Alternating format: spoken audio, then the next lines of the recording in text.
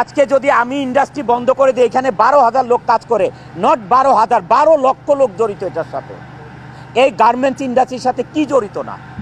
Bank জড়িত, insurance জড়িত, mobile company জড়িত, হাড়ি পাতিল থেকে কাপড় চোপড় বানানো, বাসা ভাড়া, প্রত্যেকটা জিনিস জড়িত এটার সাথে।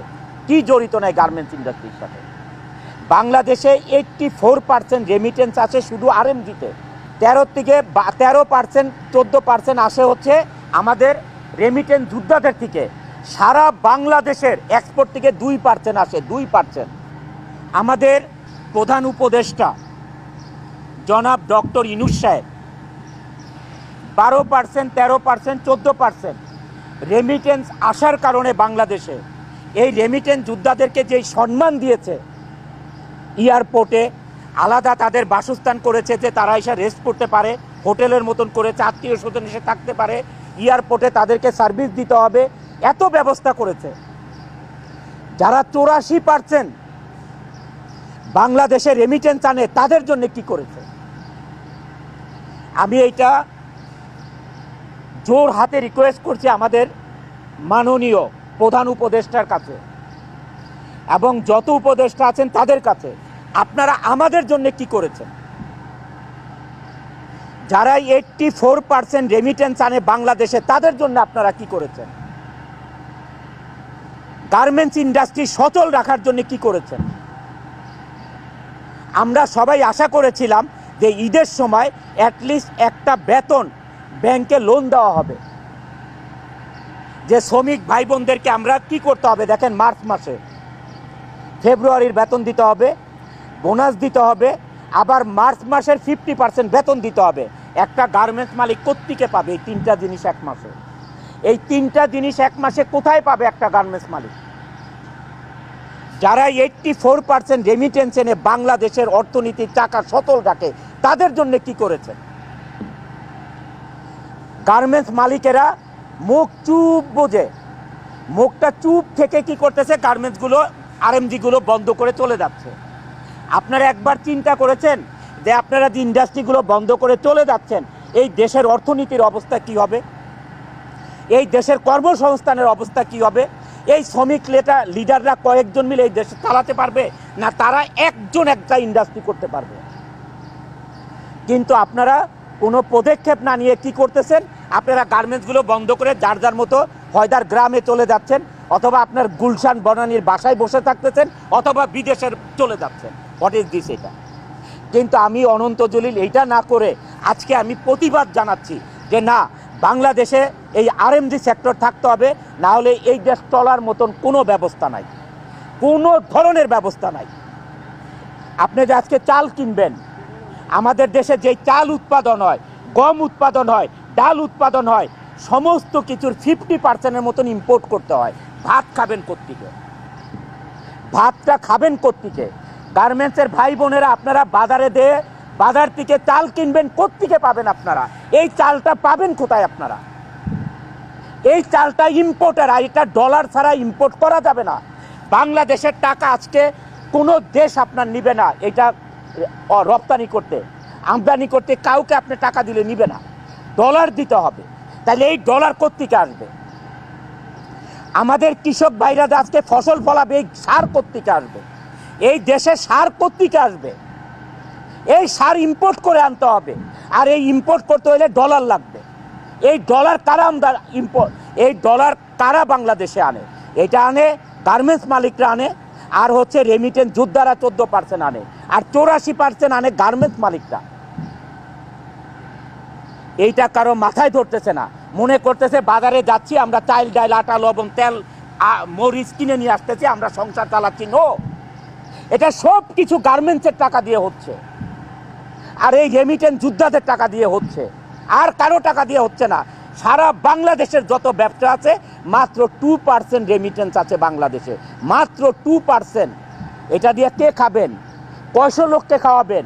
18 কোটি মানুষের দেশ, কয়শো লোক খাবে এই 2% দিয়ে? এই জিনিসটা বলার জন্য আজকে আমরা একত্রিত হয়েছি। আজকে এই শ্রমিকরা, আমাদের শ্রমিকরা এই সন্ত্রাসী হাতে গোনা 150-200 লোকের জন্য আজকে তারা প্রতিবাদ জানিয়েছে। এই যে কবির হোসেন ব্যক্তিগতভাবে আমি তাকে দেখিও নাই কোনোদিন। সাধারণ এই গার্মেন্টস ওয়ার্কারদের মতন সেও একজন গার্মেন্টস ওয়ার্কার, আজকে এখানে প্রতিনিধিত্ব করতেছে তাদেরকে নিয়ে, এই গার্মেন্টস ওয়ার্কারদেরকে ফুলিয়ে ফালিয়ে গার্মেন্টসকে ভাঙচুর করার জন্য, লুটপাট করার জন্য, অগ্নিসংযোগ করার জন্য। ওয়াই? তার ইন্টারেস্টটা কি? 11 তারিখে এই ঘটনার পরে আমি আমাদের প্রশাসন থেকে বলা হয় যে স্যার এই ঘটনাটা ঘটাচ্ছে কবির। তখন আমি বলি ঠিক আছে, তোমরা সবাই ওইখানে যাও, তাকে যে জিজ্ঞেস করো যে কবির হোসেন সাহেব, আমরা আপনাদের কি ক্ষতি করেছি যে এই 12,000 লোকের কর্মসংস্থান ধ্বংস করে দিচ্ছেন?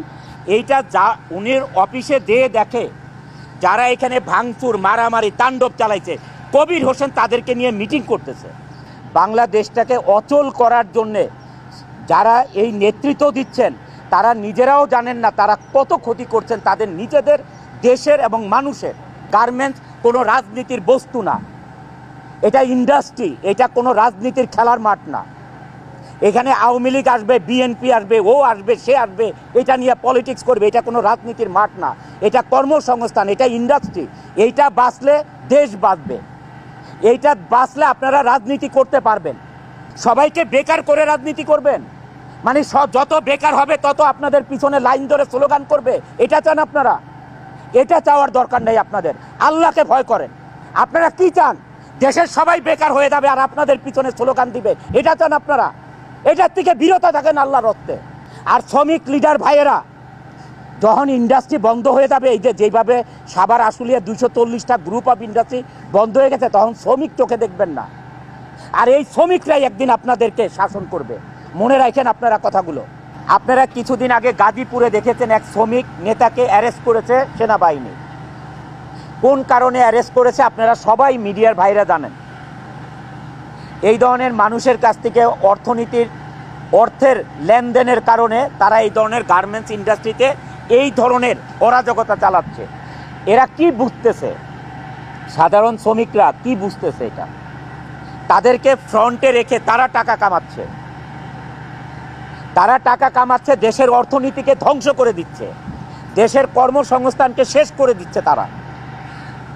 মুষ্টিম্য কিছু লোক এই অর্থলোভী থাকাতে এই দেশের ইন্ডাস্ট্রিগুলো ডে বাই ডে বন্ধ হয়ে যাচ্ছে।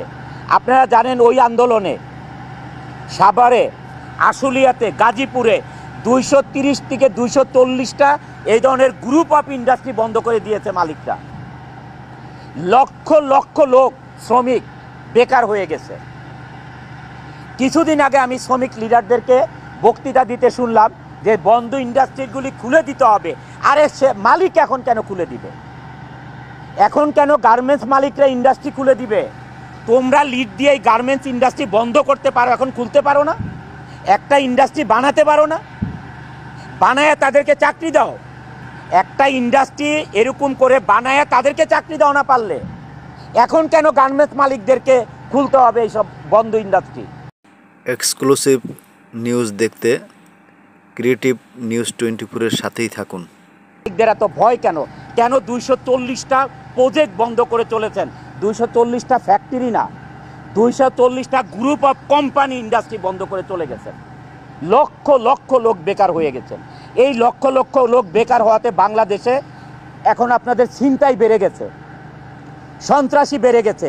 এই যদি আমার ইন্ডাস্ট্রি এখানে বন্ধ হয়ে যায়, এই 12,000 লোকের কত লোক এখানে সন্ত্রাসী হয়ে যাবে কল্পনা করতে পারবেন না। মানুষের জীবন চালাতে পারবে না, এখানে লুটপাট শুরু করবে, দিনে দুপুরে দেখা যাবে ডাকাতি শুরু করে দিছে। যখন মানুষের কাজ থাকবে না, ক্ষুধা থাকবে, তখন মানুষ কিনা করবে। আমি আমাদের শ্রমিক ভাই বোনদেরকে বলতে চাই, যারা আপনাদেরকে হুমকি ধামকি দিচ্ছে আপনারা অবশ্যই তাদেরকে চিনেন, তাদের নাম আমাদেরকে দিয়ে দেন। আমরা সেনাবাহিনীর কাছে তাদের নাম পাঠিয়ে দেই। আমরা পুলিশ আমাদের থানাতে, সাভার থানাতে তাদের নাম পাঠিয়ে দেই। তারা এটার ব্যবস্থা নিবে, প্রশাসনিকভাবে ব্যবস্থা নিবে, আইন শৃঙ্খলার মাধ্যমে ব্যবস্থা নিবে। আপনাদের ভয়ের কোনো কারণ নেই, কারণ পুলিশ আমাদের সাথে আছে, আইন আমাদের সাথে আছে, সেনাবাহিনী আমাদের সাথে আছে।